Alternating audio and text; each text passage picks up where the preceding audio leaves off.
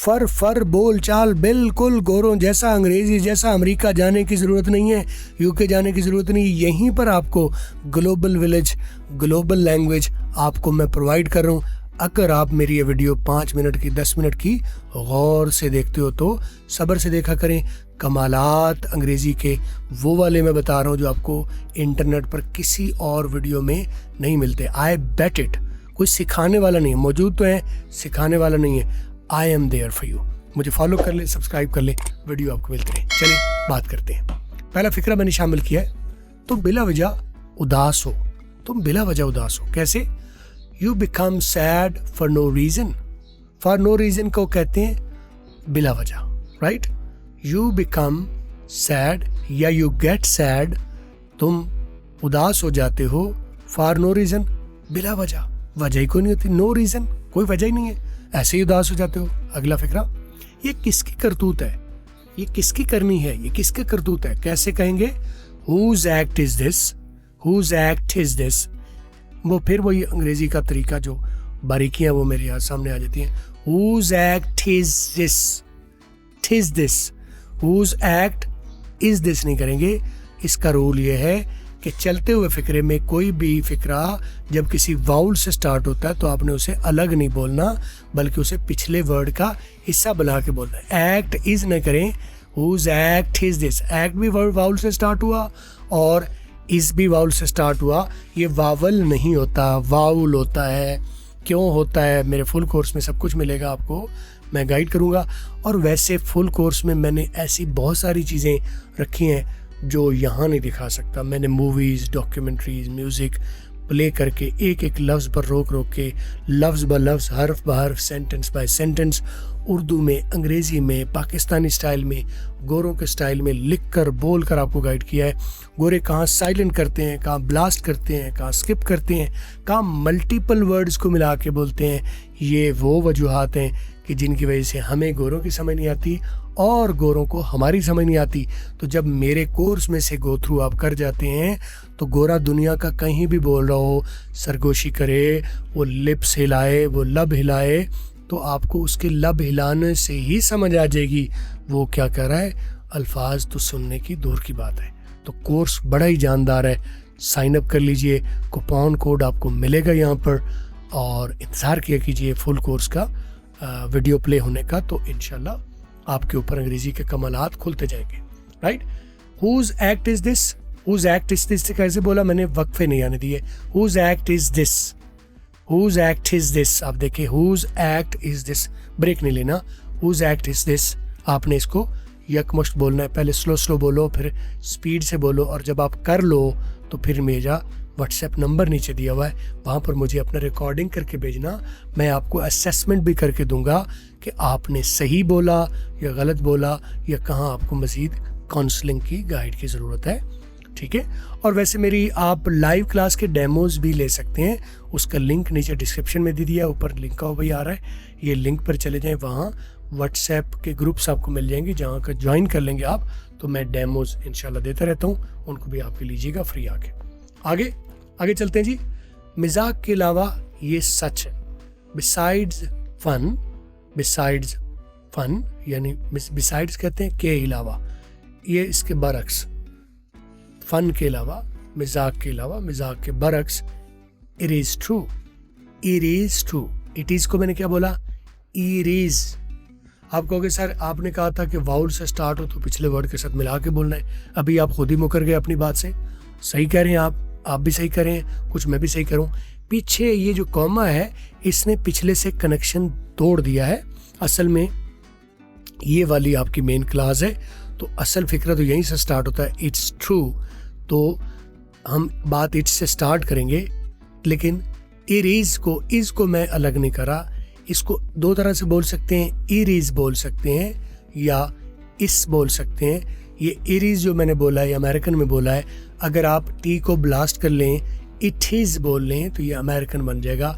ये जो it is बोलते हैं, ये हमारा देसी लोकल जुगाड़ है, जो ना गोरों के यहाँ, ना ब्रिटिश में, ना अमेरिकन में, ये सिर्फ हमारे यहाँ है।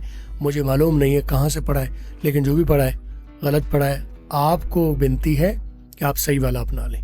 Besides fun, it is true, it's true या इट इज़ ट्रू। अगर आप इसका रिडक्शन बनाएंगे इट्स, तो उसके में भी टी आप नहीं बोलेंगे, इस ट्रू, इस ट्रू। और इस सबक की PDF भी मिलेगी आपको, आप इस किताब को डाउनलोड कर सकोगे। इसका लिंक मैं आपको जल्द आगे अनाउंस करने वाला हूँ। राइट, आगे उससे मेरी नज़रों से दूर ले जाओ, उससे मेरी नज़रों से दूर ले जाओ लिखवा देता हूँ मैं, या नहीं लिखा हुआ तो लिखवा देता हूँ। Gate him out of my site. मैंने अलग बोला अभी, लेकिन जब आप फ्लो में बोलोगे तो आउट को देखा आपने, आउट को मैंने अलग बोला था, जो कि नहीं बोलना। वैसे बोल सकते हैं, गलत नहीं है, वक्फा लेना चाहें तो कोई मसला नहीं है, लेकिन फ्लो टूट जाता है जब मैं बात फ्लुएंट अंग्रेजी की बात करता हूँ, फरफर अंग्रेजी की बात करता हूँ। तो इसका तरीका ये है कि आपने फिक्रे को टूटने नहीं देना, उसको फ्लुएंटली बोलना है। अब फ्लुएंट का कतई तौर पे मतलब नहीं है कि आपने ज़बरदस्त तेज़ स्पीड से बोलना है, स्पीड आपकी स्लो होनी चाहिए। Gate him out of my site, gate him out of my eyes. अच्छा, आइज़ भी कह सकते हैं सामना, और वुस्सत नज़र जो है, साइट जो है, जहाँ तक आपकी नज़र जा रही है उसे कहा जाएगा side. Gate him out of my site, उसे मेरी नज़रों से दूर कर दो, दफ़ा करो उसे कहो दफ़ा हो जाए। Right, gate him out of, get him का देखिए, गेट का टी आर में कन्वर्ट करो, कौन सी जुबान है ये, अमेरिकन जुबान है। Gate him out of, get him की बजाय gate him out of my site, out का टी आर में, आर ऑफ, आगे जो ओ एफ है इसको अव कहते हैं, और ओ डबल एफ हो तो उसे आफ कहते हैं। तो मैं जानबूझ के नहीं ऐसा कर रहा था, बल्कि नेचुरली तौर पर ऐसा है, आउट ऑफ बोलेंगे, आउट ऑफ नहीं बोलेंगे। Get him out of my sight या get him out of my eyes, दोनों तरह से, लेकिन आइज को सेपरेट ना होने दें, मिला के बोलें। वजह बताई हुई है कि वाउल मिला के बोला जाता है। वो कोई और नहीं, तुम ही थे। कैसे बोलेंगे? He was none other than you. वो जिसकी बात हो रही है, जिसने मेरा को नुकसान किया, या कोई भी मामला आप कह सकते हैं, तो वो कोई और नहीं थी, तुम थे। मुझे पता चल गया है वो तुम थे। अच्छा, अब he was none other than you की बजाय ही भी कह सकते हैं, आप इट भी कह सकते हैं, it was none other than you. आप कहोगे सर इट तो गैर जानदारों के लिए होता है। भाई अंग्रेज़ों में जानदारों के लिए भी इस्तेमाल करते हैं। अपनी तरफ से मैं बता नहीं रहा वो ऐसा क्यों करते हैं, ये वो जाने, लेकिन वो करते हैं ऐसा, वो मिला के बोलते हैं। ठीक है, इट भी बोल देते हैं। आगे चलते हैं जी। आगे क्या है? मैं तुम्हें ताना नहीं मार रहा, मैं तुम्हें ताना नहीं दे रहा। कैसे बोलेंगे? I am not taunting you, taunting you, I am not taunting you, या I am not taunting you. Taunting बोल रहा हूं तो मैं ब्रिटिश बोल रहा हूँ, टॉन्टिंग। एक ही आवाज जब मैं ओ कर रहा हूँ, टॉन्टिंग, तो जब इसको ओ कर रहा हूँ तो ये ब्रिटिश हो रहा है, तो फिर आगे आपको टी भी ब्लास्ट करना पड़ेगा। आई am not taunting you, taunting you. T को स्किप कर दो तब भी ब्रिटिश है, टी को ब्लास्ट कर दो तब भी ब्रिटिश है, टॉन्टिंग यू। और अगर इसी को मैं अमेरिकन में जाता हूँ तो एक ही आवाज़ ओ की बजाय आ रह जाएगी, taunting, taunting you, taunting you. और अगला टी साइलेंट कर सकते हैं, taunting you. I am not taunting you या I am not taunting you, दोनों में से एक अडॉप्ट कर लो जो भी करना है। लेकिन रिकमेंडेशन मेरी ये है कि ब्रिटिश या अमेरिकन में से एक चूज़ कर लो, दोनों को साथ लेके आपने नहीं चलना। मैं उस्ताद हूँ क्योंकि मेरी दोनों की समझ है, तो मैं दोनों को फ़र्क के साथ बता रहा होता हूँ। लेकिन आपके लिए रिकमेंडेशन ये है कि आप दोनों को सीखें, आप एक पर ध्यान रखा करें, बाकी को इग्नोर कर दिया करें। और बाकी फिर प्रैक्टिस आपने जिस मटेरियल से करनी है वो आपका स्टाइल बन जाएगा।